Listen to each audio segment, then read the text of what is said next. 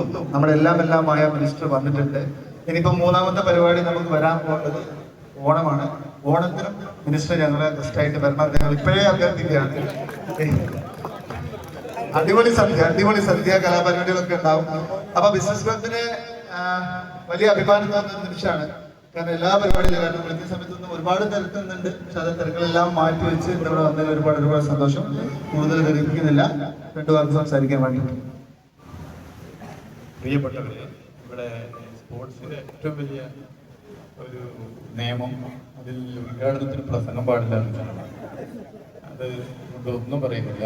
ഈ പരിപാടി ഉദ്ഘാടനം ചെയ്ത് അറിയുന്നു. വളരെ സന്തോഷമുണ്ട്. നിങ്ങൾക്കൊക്കെ ഈ പ്രായത്തിൽ എന്ന് പറയുമ്പോൾ ഭയങ്കര പ്രായം തോന്നുന്നില്ല. എന്നാലും ഈ പ്രായത്തിലൊക്കെ ക്രിക്കറ്റൊക്കെ കളിക്കാൻ സമയം കിട്ടുന്നു. നമുക്കൊന്നും കിട്ടാത്തൊരു സങ്കടമുണ്ട്.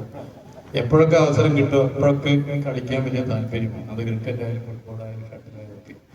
അപ്പൊ ഇതുപോലെ അവസരങ്ങൾ കിട്ടുമ്പോഴൊക്കെ തന്നെ കളിക്കാൻ താല്പര്യമുണ്ട്. ഒരു കാര്യം, നമ്മൾ ഈ ചെറുപ്പത്തിൽ കളിക്കുന്നത് പോലെ ശരീരം അങ്ങനെ അനങ്ങണം നീങ്ങണം എന്നൊക്കെ മനസ്സ് പറയുമെങ്കിലും ശരീരം അതുപോലെ നീങ്ങിക്കൊള്ളണമെന്നില്ല എന്നുള്ളത് കൂടി ആലോചിച്ചുകൊണ്ട് ഡൈവ് ചെയ്യുമ്പോഴൊക്കെ ശ്രദ്ധിക്കണം എന്ന് മാത്രം ഓർമ്മപ്പെടുത്തിക്കൊണ്ട് എല്ലാവർക്കും എല്ലാവിധ ആശംസകളും